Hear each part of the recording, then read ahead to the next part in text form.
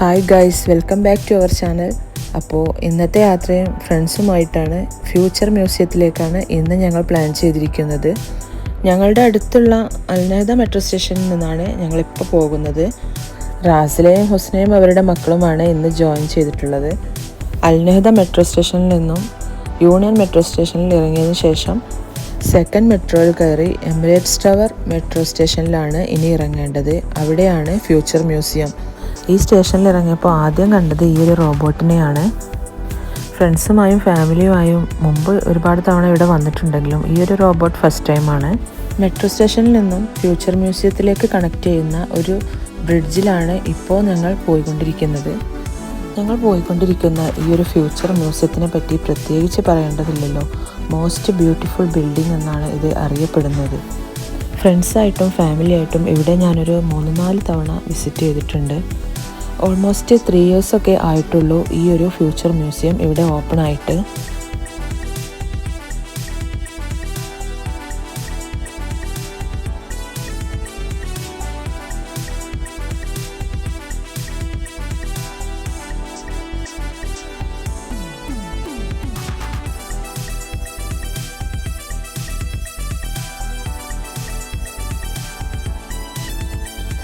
ഈ ഗ്ലാസിനിടയിലുള്ള എമിറേറ്റ്സ് ടവറിൻ്റെ ഒരു വ്യൂ ഒക്കെ അടിപൊളിയാണ്.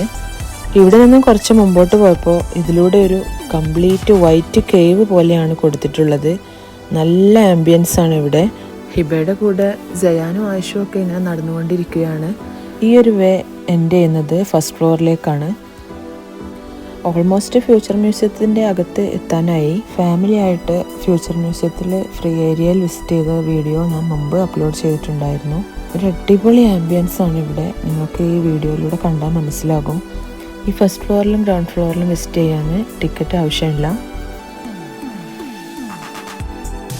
ഇവിടുത്തെ മെയിൻ കാഴ്ചകൾ കാണാൻ വേണ്ടി ഇതുപോലെ ടിക്കറ്റ് എടുത്ത് നിൽക്കണം. ഇവിടെ ഒരു ക്യാപ്സ്യൂൾ ലിഫ്റ്റൊക്കെ കാണുന്നുണ്ട്. ഇവിടുത്തെ മറ്റൊരു ഹൈലൈറ്റാണ് ഈ ഒരു ഫ്ലൈയിങ് ഡോൾഫിൻ. ഒരു സ്റ്റീൽ ഫിഷ് കളറാണിതിന്. പറന്ന് നടക്കുകയാണ് ഇവിടെ മുഴുവൻ. റിമോട്ട് കൺട്രോളിലുള്ള ഹീലിയം നിറച്ച ഒരു ബലൂണാണ് അത്ര ഇത്. പുറത്തേക്കുള്ള എൻട്രൻസ് ആണ് കാണുന്നത്. ഇവിടുത്തെ ടിക്കറ്റ് റേറ്റ് ഇപ്പോൾ കാണിക്കുന്നത് 159 ഒക്കെയാണ്. ഏകദേശം നമ്മുടെ നാട്ടിലെ 3000 റുപ്പീസിൻ്റെ മുകളിലാണ് വരുന്നത്. പിന്നെ ഇടയ്ക്ക് റേറ്റ് കുറഞ്ഞിട്ട് ചില ഓഫേഴ്സൊക്കെ വരാറുണ്ട്. ആ ടൈമിൽ പോയി കഴിഞ്ഞാൽ നല്ല വർത്തായിരിക്കും. തീർച്ചയായും വിസിറ്റ് ചെയ്യേണ്ട ഒരു പ്ലേസാണ് ഈ ഒരു ഫ്യൂച്ചർ മ്യൂസിയം.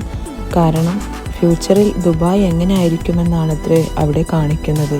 ഞങ്ങളെല്ലാവരും പിന്നെ പുറത്തേക്ക് പോയി അവിടെ നിന്ന് കുറേ ഫോട്ടോസും വീഡിയോസും ഒക്കെ എടുത്തു. മുമ്പ് ഒരുപാട് തവണ വന്നിട്ടുണ്ടെങ്കിലും ഇത് എത്ര കണ്ടാലും മടുക്കാത്ത ഒരു പ്ലേസാണ്. ഇതിൻ്റെ ഡിസൈനൊക്കെ എന്തൊരു അടിപൊളിയാണെന്നറിയോ. പിന്നെ ഇത് വെറുമൊരു ഡിസൈൻ മാത്രമല്ല, ഷെയ്ഖ് മുഹമ്മദ് എഴുതിയ പുതുതലമുറയെ പ്രചോദിപ്പിക്കുന്ന കവിതകളാണ് ഇതിൽ വരച്ചു വെച്ചിരിക്കുന്നത്. ഒരുപാട് ടൈം അവിടെ സ്പെൻഡ് ചെയ്ത ശേഷം പിന്നെ ഞങ്ങൾ തിരിച്ചു പോന്നു.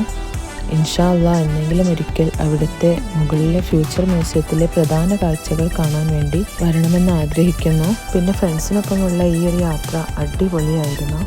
അപ്പോൾ ഈ വീഡിയോ ഇഷ്ടമായാൽ ലൈക്ക് ചെയ്യാനും ഷെയർ ചെയ്യാനും സബ്സ്ക്രൈബ് ചെയ്യാനും മറക്കരുത്. Thanks for watching.